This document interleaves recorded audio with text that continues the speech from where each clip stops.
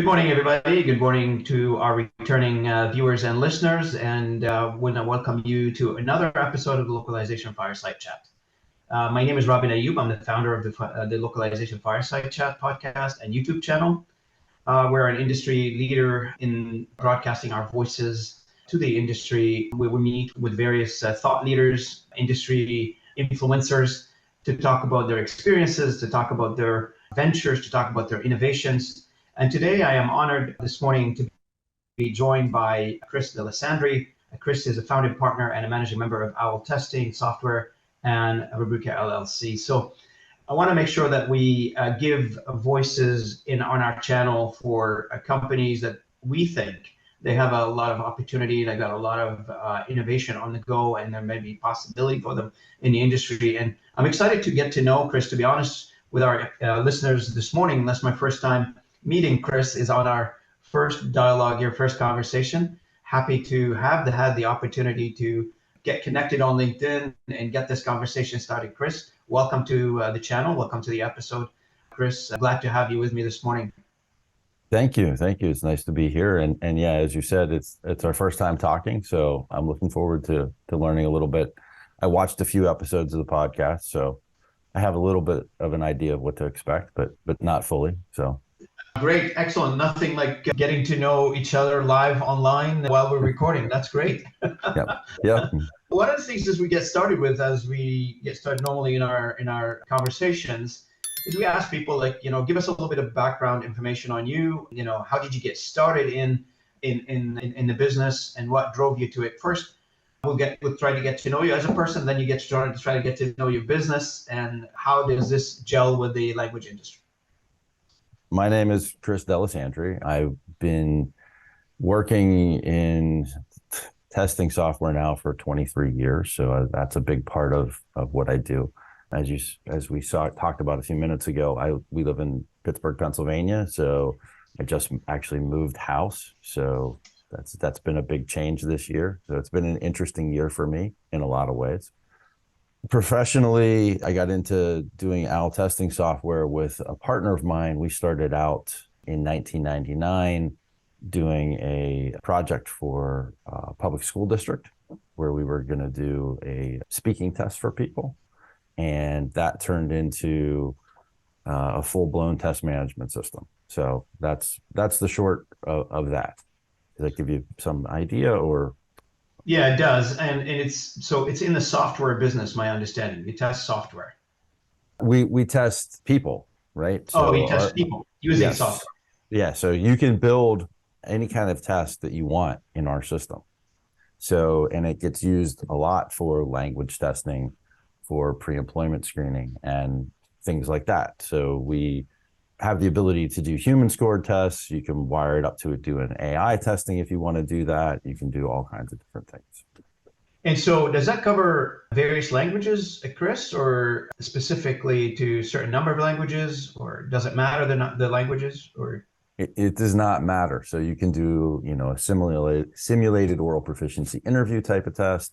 You could record a video of you interacting with somebody and record somebody's response to that. So we have folks who test in literally, every language. It's the platform doesn't care about what language you're testing in. So I'm assuming the testing is based on some sort of an algorithm to detect the positive, negatives, that kind of thing, the patterns, that kind of thing. So that's why it doesn't care about the language that's being spoken. Is it you rely on the logic more than the actual way of pronunciation? I don't know, or the way things are being said? No.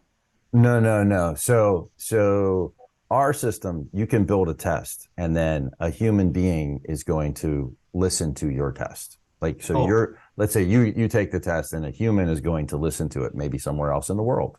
And they're gonna give you a score, probably on, either the actual scale or the CEFR scale or something like that.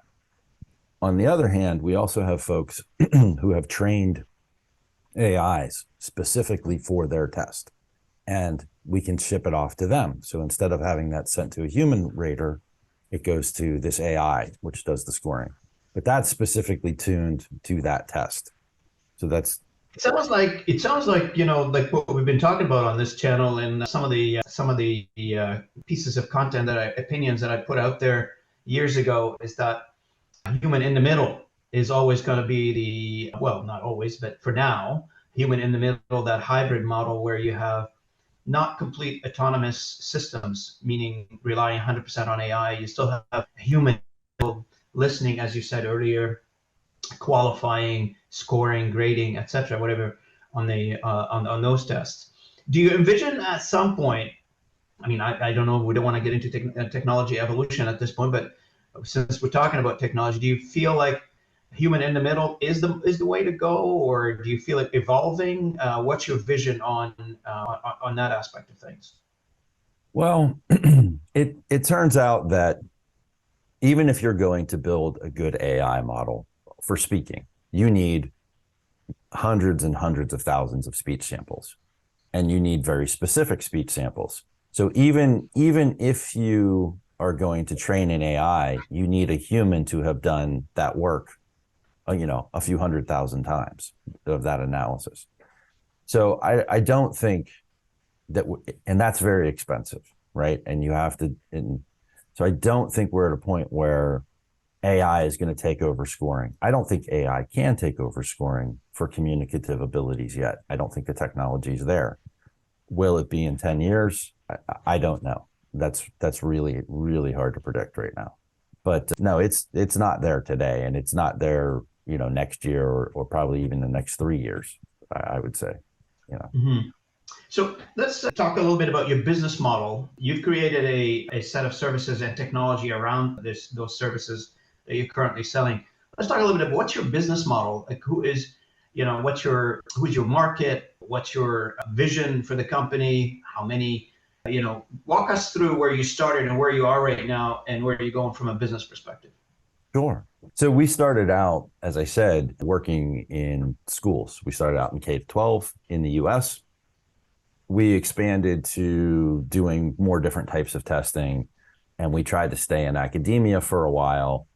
And it turned out that was just not a good business model for us. The sales cycle is very long with academia. It's not that we don't sell to academia still. We still have many customers, many clients who are, either in K-12 or in universities. But, we've moved to the point where we're about in business. So we've moved on to, we have a lot of clients who, like I said, do pre-employment screening. They do these harder types of testing. So if you want to do a sign language test, if you want to do a spoken test, you want to do a performance test, if you're, say, like a doctor's certification or something like that, where you have to actually perform, or you're interviewing a patient, those kinds of testing. So we've sort of specialized in those harder types of tests to do that are not like you're checking boxes, right? And I sort of see us continuing to go on in that direction, and really to expand into doing more and more with technology, right? More with video technology, more with those kind of things, and just offering a broader range of services that people probably didn't even know that they could get, right? Frankly, is we have a lot of clients who come to us and like, oh, we didn't even know you could do this without having to have somebody sit down in a room and do an interview or whatever. So. And so how is it tell us the audience a little bit about the company size, how many employees you have, your locations, that kind of, just to give some visibility to the organic side of the company. Sure. We're a relatively small company. Most of us are here in Pittsburgh. Up until COVID, we had offices out in, Scott Township, if you know where that is, in the Pittsburgh area. We currently have now decided to go completely remote. So everybody is remote. So we now have folks who are, in Maryland, in Virginia, in Wisconsin. So throughout the US, like I said, we're a relatively small company, less than 50 people. And we, have been around for 23 years and continue to do this, and are sort of evolving as the landscape evolves, right? We try. What's from your employee from employee demographics? So who do you hire? Is it programmers mainly, project managers, linguists? We do not. Yeah. So we are not a language company. And I'm just like, I play one on TV, right? Like I know enough to be dangerous about it, but I don't, we do hire folks like that if we have a client who needs a test built or something like that, we can facilitate that sometimes with our other clients, but we don't generally, our company is programmers. We have some marketing folks, we have support people for help desk and that kind of thing, but we're primarily IT. And do you deal like with freelancers, contractors if you need them? We definitely do, especially for things like when we've done localization, right? So we're localized into, 20, I think 25 different languages on the back end. So yeah, of course we hire contractors to do that. We've worked with contractors to do development of various pieces. We have an app. We've hired some contractors to work on the UI for the app and things like that. So yeah, of course. And when you sorry, this conversation over coffee, sometimes it takes directions. It goes forward, it goes backward. So Sure. sorry about that. But No worries. the conversation that we just started earlier, like where you started with the first initial idea, was around the K-12 testing, etc. So what brought that on? Was your background in computer science, or how did you come across this? Well, I actually majored in philosophy and English lit is what I majored in. But my first job coming out of school was doing programming. So I took a job doing that in the early 90s. And I had been writing code probably for about 10 years at this point. And a friend of mine and I thought, it was 1999. We wanted to start a business. So we thought we would do consulting where we would write software for people. And the idea being, for me at least, was we would find something that we could hold on to the intellectual property, but do it on the cheap for somebody, that kind of thing. And that's what we ended up doing. We ended up with this project for the Pittsburgh Public Schools. We developed a software for them, but we were able to keep the recording piece, so we were able to expand that out. Yeah. Okay. And so now I've seen you connected to many people in the language industry. So how do you see the opportunity in languages? I know you mentioned that there's other opportunities outside the language industry, which you're currently involved in. Sure. And that's the beauty of, something that like what you're just doing. It's a horizontal service. It can go to every industry because some people at some point, at some places, they need your services, not necessarily specifically for the language industry, etc. So what's the connection with the language industry, and how much do you feel the language industry is important to you?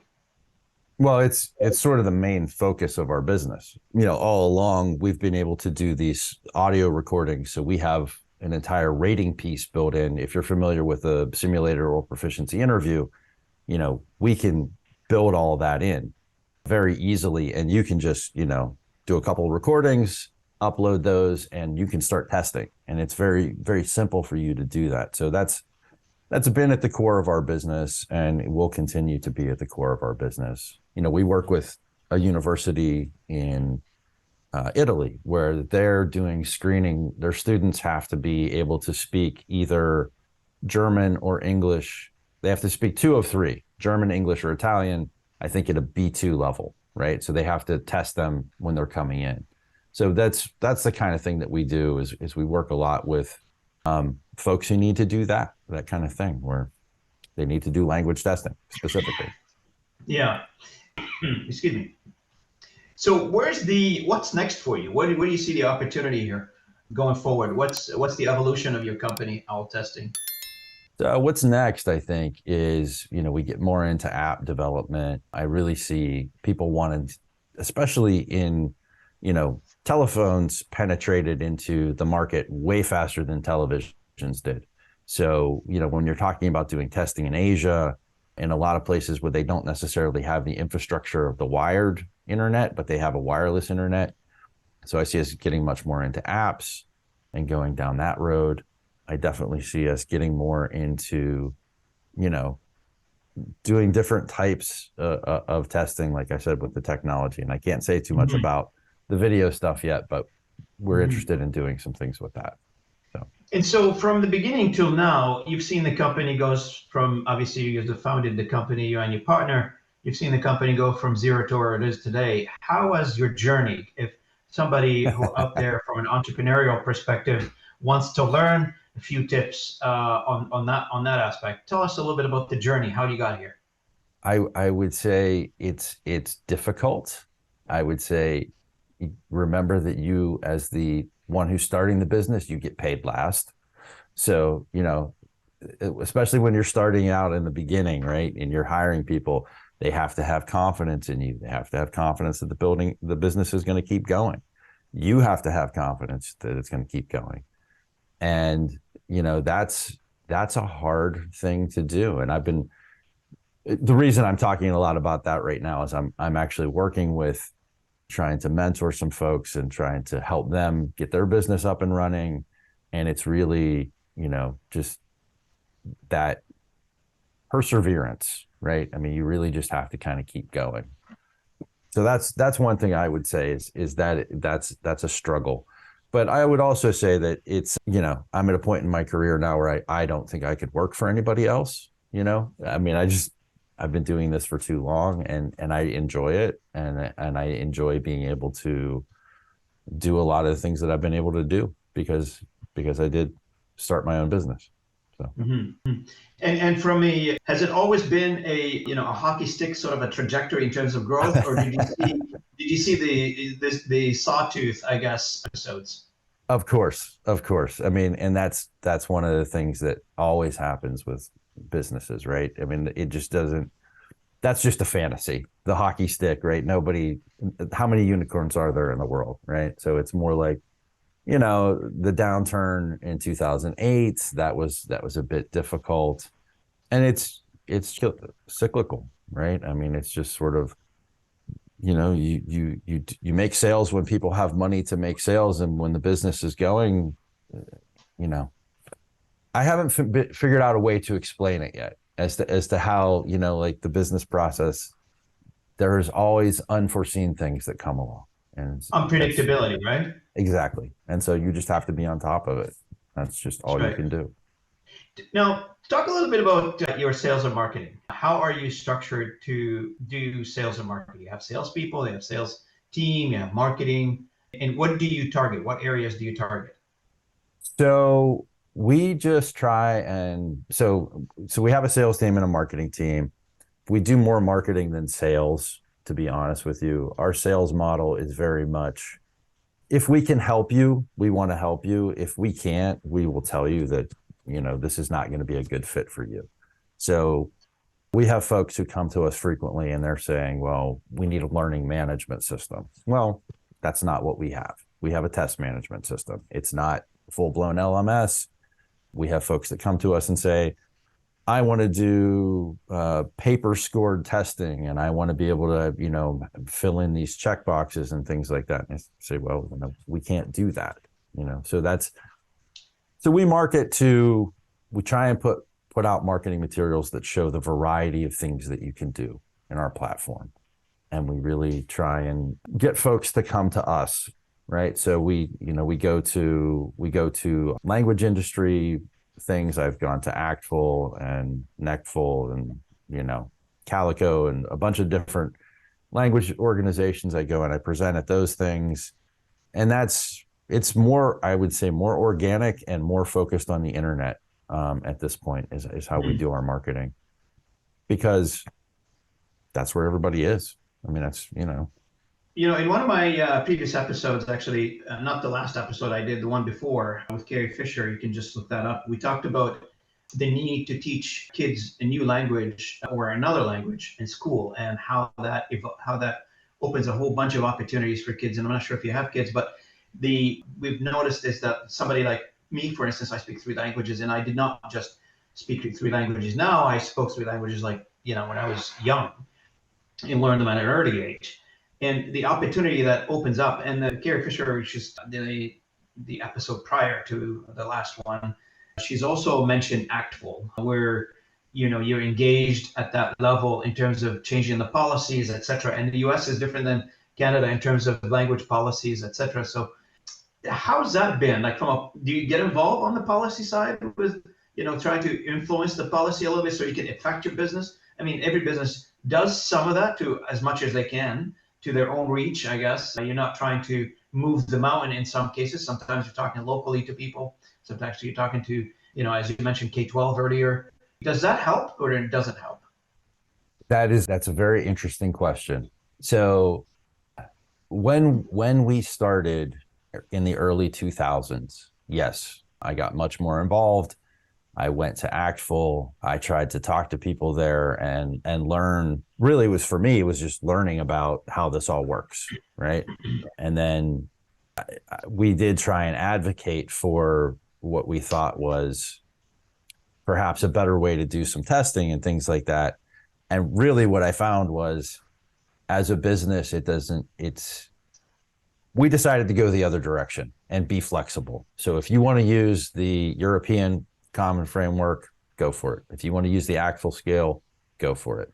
And we decided that we, as a business, would rather be agnostic as to what your choice is, to how you do that, because it's just such an uphill battle in this country to get people to do language testing in a good and really useful way, and to do education.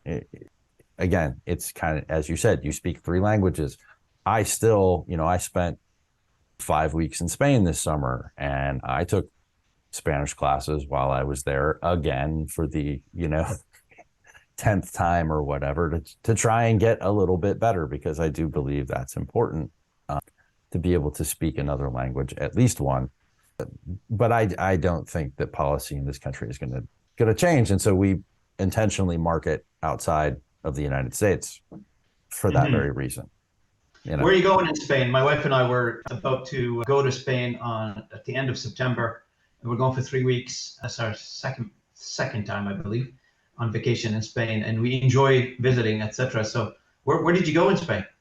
We were in Santander most of this trip, almost the entire time, which, because we have to travel, my wife is a teacher, and so we have to travel in the summer. That's until she retires. And so Spain is god awful hot in the summer in the south, so we stay in the north, Yeah, we're going to the south, actually. We're going to Marbella, Malaga area. Okay. And we're going to spend some time in Barcelona too. We're taking the whole family with us, so hopefully get some time to enjoy it.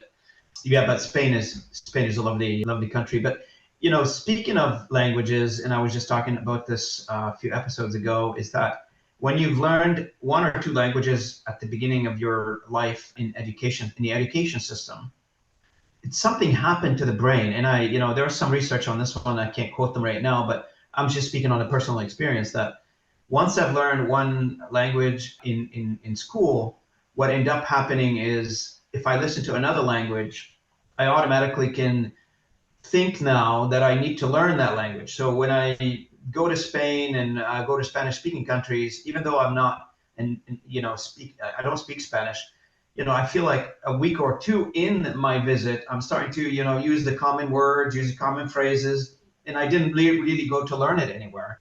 So your brain gets, from a chemistry perspective, I believe, it gets programmed that way, I think, which is helpful. Yes, I agree. And it just being there in the country, that is very helpful to being able to pick up the language, for sure. Correct. For sure. Correct. Now, on the topic of OWL testing software relationship with the language industry, what is it that you like to see? Obviously, most of our audience are from the language industry, and some of them, even though they're not from the language industry, they are involved in language industry in somehow. What would you like them to hear from OWL testing software in terms of what do you like them to be engaged with you on?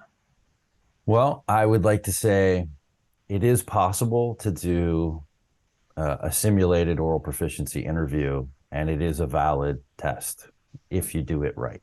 And it's a lot less expensive than you think it is, and it gets you much better results than a lot of these other types of testing do. That would be the thing that I would say. I think a lot of people don't realize that it is, 1, valid, and 2, I think a lot of people don't realize that you can do it as easily as you can. It's like, it's just, it doesn't have to be mailing tapes around or whatever people think it is. I don't know. Mailing tape around. That sounds so 1980s. Well, that's what they were doing in 1999. That was the problem that we solved, right? They were mailing tapes around between teachers because teachers couldn't score their own students because there's bias. And so they would mail the tapes around. And so we built a web-based system to replace that. And doing an audio recording through a web browser was not easy to do in 1999. So that's. So is there a possibility, like, let's say, as you know, I mean, for our industry, most of our industry is from an employee perspective, there's about 19,000 companies out there that does language services of some sort, according to CSA research, and around the world. And most of those companies employs, project managers, sometimes reviewers, but the majority of the employees internal to those companies are project managers. And the linguists and the interpreters, whoever else is on the outside of the organization. So part of the qualification process to most of these individuals that they would like to work with these 19,000 companies is to go through some sort of a testing, some sort of qualification. If you are an interpreter or you are a translator, etc., especially if you are an interpreter, I'm assuming there's a language speech testing that needs to take place. And I'm assuming this way you guys get involved, one would think. Or do you get involved in every one of those functions? We can be at any of those points, right? So currently we get involved, like there are certification boards that use our platform to deliver tests for certification of interpreters for various things. There are school districts, there are in Canada, some of the governmental agencies use our platform because they need to hire translators for the court system or whatever. So we can be involved at any point in there. And you'd be surprised at how complicated people can make testing. And how differently they all want to do things. And so from a government perspective, we kind of know what the boxes are you have to check off, right? Because there are a bunch of them, a bunch of requirements that you have. And for lower stakes testing, maybe for, pre-employment hiring or something like that, there's different boxes you have to check off. So we can help you with all of those kind of things as well. So yes, we would be involved anywhere throughout that cycle. And just so our audience know that if you are interested in taking a test using your platform, I'm assuming all this is being done via the internet. You probably need a laptop and a microphone, and I'm assuming that's it. That's all you need at this point, right? Yeah, we usually recommend headphones, right? It's usually the thing that we recommend. Depending on the test, which the company may want it to be proctored. So you would have a webcam, you would either have somebody live sitting on the other end, or you would use an AI proctoring service that would watch them take the test and record their screen and all that. So yeah, that's basically all you need is a laptop or even a phone, as I was saying, for some of them, for some of the tests, you can just use a phone.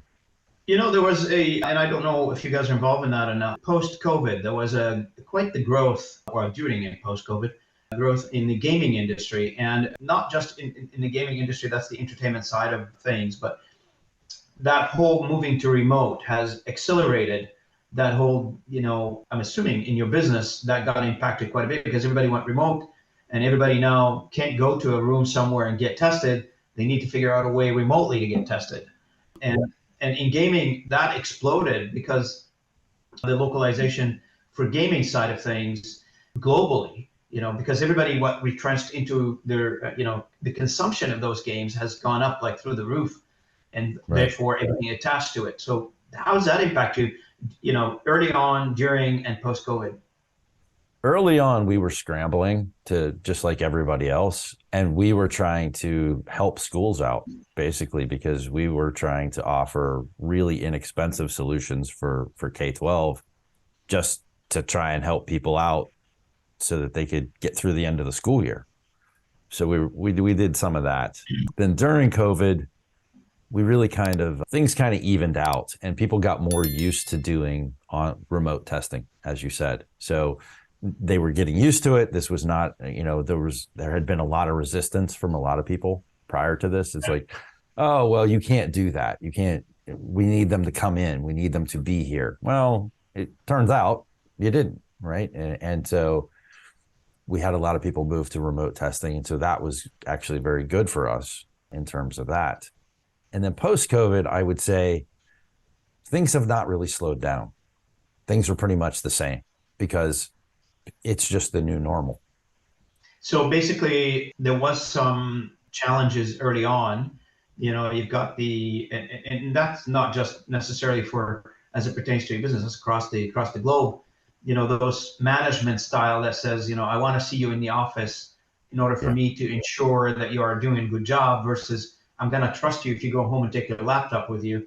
And so that has shifted the mentality of how we manage employees and staff, I guess. And we were forced to do that globally, all industries, because of what was going on at the time. And then during COVID, I noticed that globally, that companies, if you look at their financial statements on the stock market, et cetera, they're all doing better because COVID allowed them to reduce some of the costs associated with their operating expenses.